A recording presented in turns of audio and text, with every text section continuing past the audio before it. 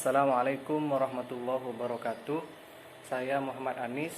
Di sini saya akan menjelaskan mengenai pengertian perencanaan dan juga program audit.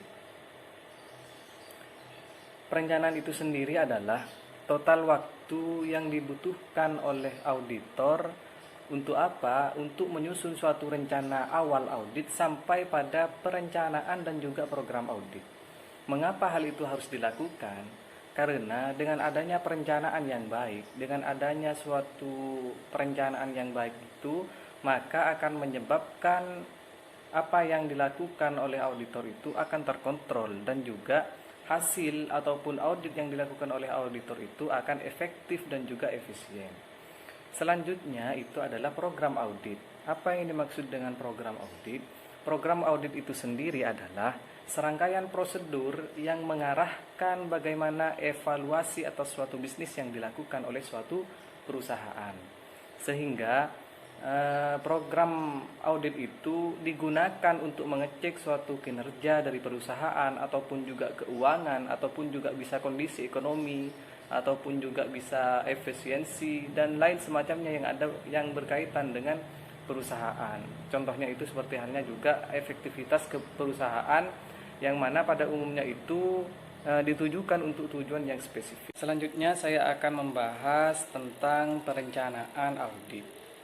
Perencanaan audit ini dilakukan oleh auditor apabila auditor tersebut sudah melakukan keputusan untuk berperikatan dengan suatu kliennya, sehingga memerlukan 7 tahapan untuk merancang suatu perencanaan audit. Yang pertama itu, tahapan yang pertama adalah memahami bisnis dan juga industri dari klien itu sendiri. Dengan cara apa? Yaitu dengan cara memahami industri dan juga lingkungan eksternal dari perusahaan klien. Yang kedua, memahami operasi dan juga proses dari perusahaan itu sendiri. Yang ketiga, memahami manajemen dan juga kepemerintahan perusahaannya itu menggunakan tekniknya seperti apa. Dan yang keempat adalah memahami tujuan dan juga strategi perusahaan. Langkah yang kedua itu adalah melakukan prosedur analitik, ataupun juga memahami ataupun juga melaksanakan suatu prosedur, di mana prosedur tersebut nantinya bisa dievaluasi dari informasi keuangannya. Prosedur analitis ini ada 3 tahapan ya. Yang pertama itu adalah tahap awal, yang kedua tahap pengujian, dan yang ketiga adalah tahap penyelesaian. Selanjutnya langkah ketiga itu adalah mempertimbangkan tingkat materialitas awal dari perusahaan atau dari apa yang diaudit oleh auditor. Ada 2 tingkat ya yang untuk mempertimbangkan materialitas awal itu. Yang pertama adalah tingkat laporan keuangan. Materialitas awal pada tingkat laporan keuangan ini perlu dilakukan oleh auditor. Mengapa demikian? Untuk agar auditor itu bisa mengetahui kewajaran laporan keuangan yang diterapkan pada laporan keuangan sebagai keseluruhan dari apa yang dimiliki oleh perusahaan itu. Yang kedua adalah tingkat saldo akun. Tingkat saldo akun itu juga perlu dilakukan ataupun juga perlu dilakukan oleh auditor sebagai tahap perencanaan audit, karena untuk mencapai simpulan tentang kewajaran dari suatu laporan keuangan secara keseluruhan ya, auditor perlu melakukan verifikasi saldo akun yang ada di perusahaan itu sendiri. Langkah yang keempat itu adalah mempertimbangkan risiko bawaan ya. Mengapa demikian? Karena setiap risiko bawaan itu ya bisa menjadi suatu ukuran penilaian dari auditor itu sendiri untuk kemungkinan takutnya terjadi salah saji yang dilakukan oleh perusahaan itu sendiri. Yang kelima itu adalah mempertimbangkan berbagai faktor yang berpengaruh terhadap saldo awal ya. Jika perikatan audit merupakan audit tahun pertama.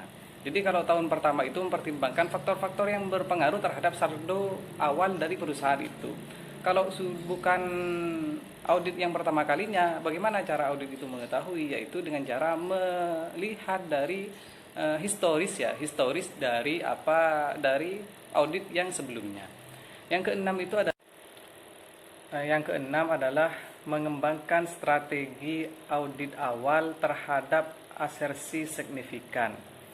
Mengapa hal itu harus dilakukan? Karena tujuan akhir dari perencanaan dan juga pelaksanaan dari audit itu sendiri adalah untuk mengurangi risiko audit di tingkat yang rendah gitu. Selain itu juga untuk mendukung suatu pendapat apakah dalam suatu hal material laporan keuangan itu disajikan secara wajar ataupun tidak. Yang ketujuh itu adalah memahami pengendalian intern dari klien. Pengendalian klien dari intern ini sendiri itu mempunyai ada 2 langkah, yaitu yang pertama pengendalian intern klien adalah dengan mempelajari unsur-unsur pengendalian intern yang berlaku, itu yang pertama. Sedangkan yang kedua itu adalah melakukan penilaian terhadap aktivitas pengendalian intern yang telah dilakukan ataupun yang pengendalian intern yang berlaku dengan menentukan kekuatan dan juga menentukan kelemahan dari pengendalian intern tersebut. Mungkin itu saja yang bisa saya sampaikan, kurang dan lebihnya mohon maaf. Wassalamualaikum warahmatullahi wabarakatuh. Baik, Assalamualaikum warahmatullahi taala wabarakatuh. Di sini saya Ika Fiana Widastuti selaku pemateri kedua akan melanjutkan pemaparan dari pemateri pertama, yaitu poin C, mengenai jenis-jenis pengujian. Jenis-jenis pengujian dalam program audit sendiri terdapat 4 jenis. Yang pertama yaitu pengujian atas pengendalian. Guna memperoleh bahan bukti, prosedur yang digunakan yaitu disebut pengujian atas pengendalian. Pengujian atas pengendalian sendiri dilakukan terhadap kebijakan dan prosedur pengendalian yang diharapkan dapat mencegah atau mendeteksi salah saji material dalam laporan keuangan. Yang kedua mengenai pengujian audit atau pengujian substantif, yang mana merupakan suatu prosedur yang dirancang untuk menguji kekeliruan atau ketidakberesan dalam bentuk uang yang langsung memengaruhi kebenaran saldo dalam laporan keuangan. Tujuannya sendiri adalah untuk menentukan apakah transaksi akuntansi klien telah diotorisasi dengan pantas, dicatat dan diiktisarkan dengan benar, dan diposting ke buku besar dan buku tambahan dengan benar. Yang ketiga mengenai prosedur analitis. Prosedur analitis mencakup perbandingan jumlah yang dicatat dengan ekspektasi yang dikembangkan oleh auditor. Prosedur analitis yang sering dilakukan oleh auditor adalah perhitungan rasio untuk membandingkan dengan rasio tahun lalu dan data lain yang berhubungan.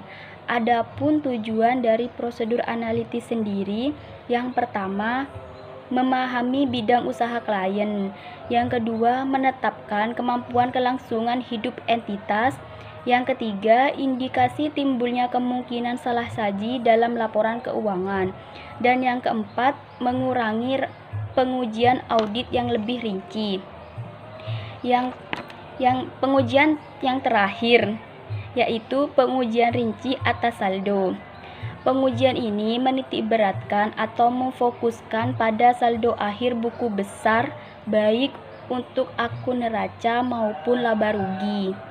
Namun, penekanan utama pada kebanyakan pengujian terinci atas saldo adalah neraca.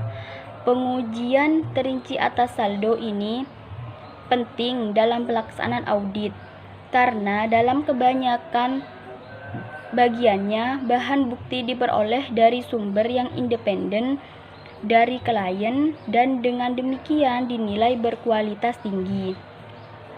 Yang selanjutnya beralih kepada poin D, di mana mengenai memilih jenis pengujian yang tepat untuk dilakukan. Biasanya, auditor menggunakan kelima jenis pengujian ketika dalam melakukan audit atas laporan keuangan. Namun, beberapa jenis pengujian mendapatkan penekanan yang lebih dibandingkan dengan yang lain. Adapun faktor yang mempengaruhinya, yang pertama yaitu ketersediaan jenis bukti prosedur audit lanjutan. Masing-masing dari 4 jenis prosedur audit lanjutan hanya melibatkan beberapa jenis bukti audit, seperti konfirmasi, dokumentasi, dan seterusnya. Yang kedua, biaya-biaya relatif. Ketika auditor harus memutuskan jenis pengujian apakah yang harus dipilih untuk mendapatkan bukti yang tepat, biaya tersebut penting untuk dipertimbangkan. Jenis-jenis pengujian yang disusun berdasarkan urutan biaya dari yang terendah ke yang tertinggi. Yang ketiga, mengenai hubungan pengujian pengendalian dengan pengujian substantif. Hubungan pengujian pengendalian dengan pengujian substantif adalah pada saat auditor meyakini adanya salah saji material dalam laporan keuangan ketika uji deviasi pengendalian dianggap sebagai kekurangan signifikan atau kelemahan material. Sehingga selanjutnya auditor harus melakukan pengujian substantif transaksi untuk menentukan apakah salah saji rupiah telah terjadi. Yang keempat, mengenai hubungan prosedur analitis dengan pengujian substantif. Seperti halnya pengujian pengendalian, prosedur analitis hanya mengindikasikan kemungkinan salah saji yang berpengaruh pada nilai rupiah laporan keuangan. Fluktuasi yang tidak biasa dalam hubungan-hubungan sebuah akun dengan akun lainnya atau dengan informasi non-keuangan dapat mengindikasikan adanya peningkatan kemungkinan terjadinya salah saji tanpa memberikan bukti langsung atas salah saji material tersebut. Ketika prosedur analitis mengidentifikasikan fluktuasi yang tidak biasa, auditor harus melakukan pengujian substantif dan meyakini bahwa kemungkinan terjadinya salah saji itu kecil, sehingga pengujian substantif lainnya dapat dikurangi. Yang terakhir yaitu dilema antara hubungan pengujian pengendalian dan pengujian substantif. Terdapat dilema antara pengujian pengendalian dengan pengujian substantif selama perencanaan. Auditor harus memutuskan apakah akan menilai risiko pengendalian di bawah maksimum. Sekian pemaparan dari saya. Kurang lebihnya saya mohon maaf. Terima kasih. Wassalamualaikum warahmatullahi wabarakatuh. Assalamualaikum warahmatullahi wabarakatuh. Saya Lafifatur Rohmah sebagai pemateri ketiga. Di sini saya akan menjelaskan mengenai rencana program audit. Nah, dimana kebanyakan itu rancangan program audit itu dilakukan dalam 3 bagian. Yang pertama itu adalah pengujian atas transaksi, yang kedua prosedur analitis, dan yang ketiga itu adalah pengujian terinci atas saldo. Yang pertama itu adalah pengujian atas transaksi. Nah, program audit pengujian atas transaksi ini itu biasanya mencangkup bagian penjelasan yang mendokumentasikan pemahaman yang diperoleh mengenai struktur pengendalian intern. Nah, apabila direncanakan pengurangan tingkat risiko pengendalian yang ditetapkan, maka dilakukan pendekatan 4 langkah. Yang pertama itu terapkan tujuan pengendalian intern rinci kepada kelompok transaksi yang diuji, misalnya itu penjualan. Kemudian yang kedua itu identifikasi kebijakan dan prosedur pengendalian spesifik yang akan mengurangi risiko pengendalian untuk masing-masing tujuan audit. Kemudian yang ketiga itu untuk masing-masing kebijakan prosedur pengendalian intern yang mana pengurangan risiko pengendaliannya itu dihubungkan, kemudian dikembangkan pengujian atas pengendalian yang pantas.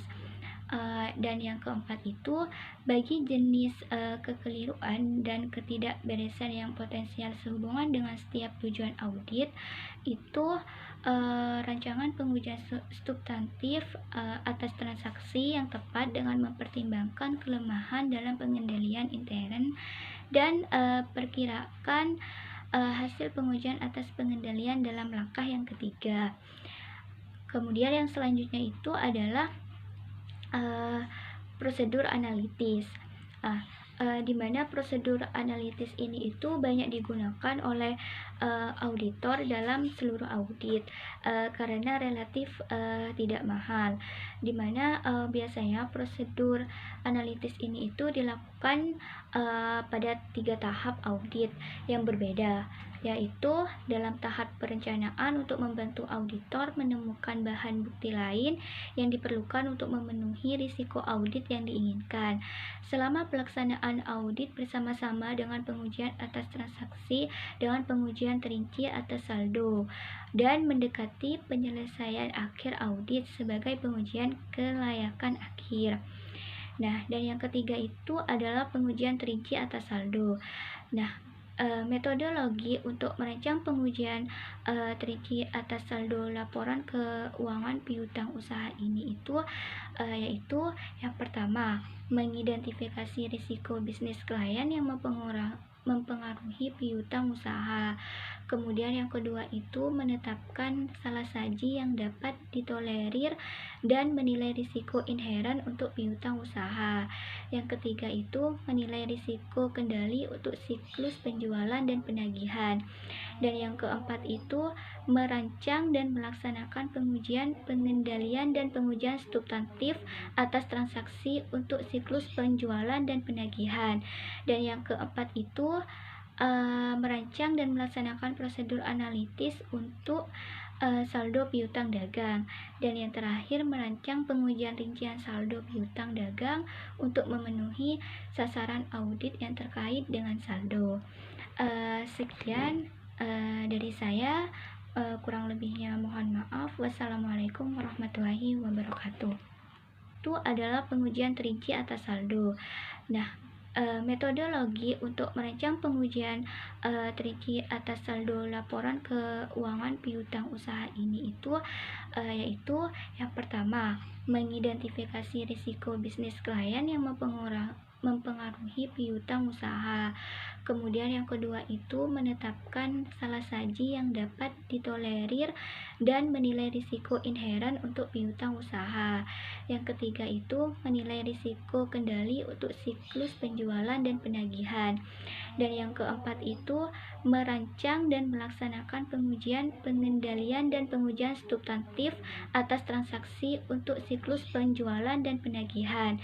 Dan yang keempat itu merancang dan melaksanakan prosedur analitis untuk saldo piutang dagang.